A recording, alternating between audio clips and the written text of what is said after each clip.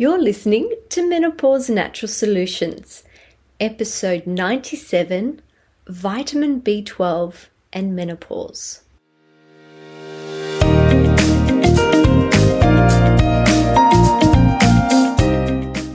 Welcome to Menopause Natural Solutions, your podcast for all things perimenopause, menopause and beyond.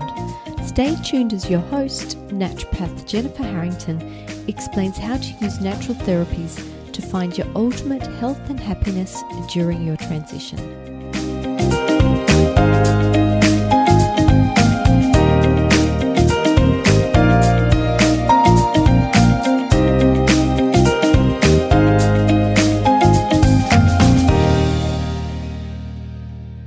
Hello ladies, as we edge closer to my 100th episode show, I want to give you all a chance to participate in the celebrations. Simply head over to our social media pages on either Facebook or Instagram and find out how you can participate in our 3-month consultation giveaway. Now on to B12. B12 is an essential micronutrient that is needed for more bodily processes than you've probably realized. Many of its deficiency signs match those of the menopausal transition, so it's important to determine if your symptoms are deficiency-related or not. Here are the main signs and symptoms of B12 deficiency that show up at this stage of life. Tiredness and fatigue, difficulty thinking or memory issues, low moods such as apathy, depression or irritability, digestive complaints, issues staying asleep, feeling like your heart is racing and pounding. Other common symptoms include numbness, tingling, or other nerve-like sensations such as burning feet, clumsiness or balance or gait problems, the development of tremors, vision issues, feeling lightheaded, weak or dizzy, feeling short of breath, having an inflamed red tongue, loss of appetite, cardiovascular complaints, or bone loss.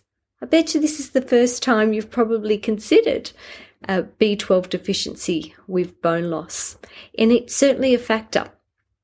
Now you can assess your B12 levels in many different ways. You can test B12 on its own, and depending on where you live in the world, this range varies significantly, which is insane. In some parts of the world, they consider it okay to have levels as low as 200, where other parts of the world consider anything under 500 to be a blatant deficiency. I take a global view, and I want this number to be right at the top end of the range. But I also back this up with other tests that look at how your body utilizes B12 to check that you have enough. If you have abnormal results in any of these tests, you need to consider whether you have adequate B12 for you as an individual. Issues with the size, shape, and number of your red blood cells, or an elevation in your fasting homocysteine level. When it comes to correcting a B12 deficiency, it's important to first consider why your levels are low in the first place. And here are a few common examples of how this can occur. Digestive issues, such as lower digestive acid production, and this is unfortunately a very common occurrence as we age. Having a vegan or vegetarian diet, as most B12 foods are from animal sources. Drinking excessive amounts of alcohol, being exposed to toxic metals like mercury, some autoimmune conditions, certain genetic polymorphisms, and medications like antacids, antihistamines, and some blood sugar lowering drugs. If supplementing is the next step for you, you need to consider which form of B12 is the right choice for your symptom picture. Did you know there are 4 different forms of B12? Cyanocobalamin is a form of B12 derived from cyanide and it should be avoided. But unfortunately, it is the most common form of B12 found in supplements.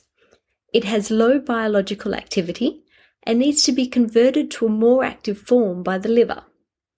Long-term supplementation with cyanocobalamin can have toxic side effects, and I don't use or recommend this form.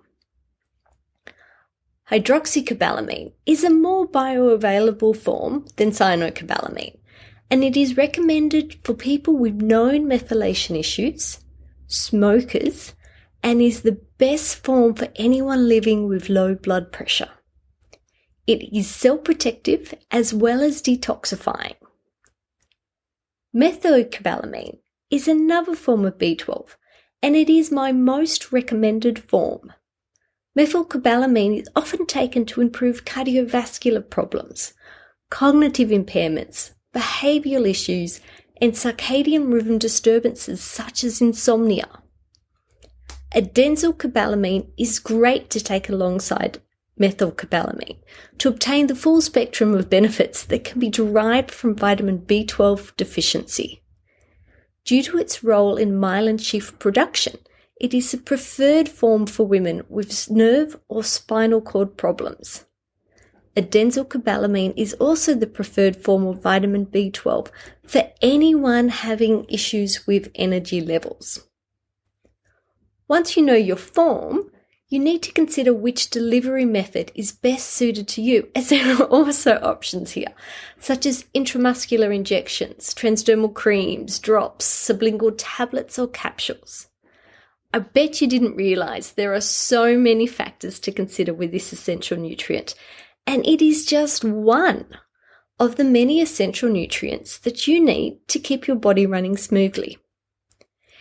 If you have ever had an appointment with a doctor and they have told you your test results are all normal and you would like a second opinion, please consider booking a one-off review consultation with myself.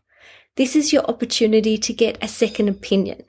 It's a possibility to have a look at your test results to see if I see things differently, because your standard doctor is looking for a disease process, where I am looking for optimal health.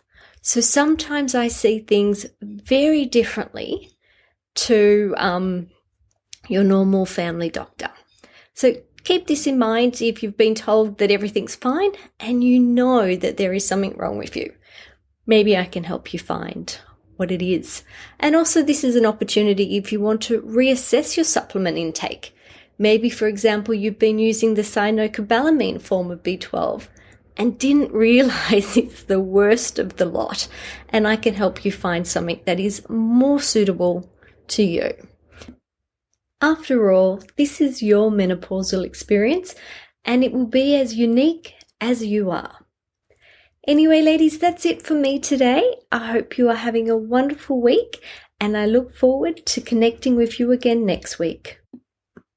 In the meantime, don't forget to head over to social media, whether your preference is Facebook or Instagram, so that you can learn more about the 100th episode as celebrations.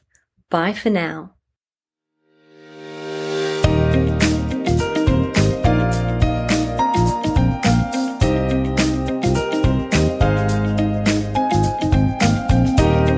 Thank you for listening to Menopause Natural Solutions.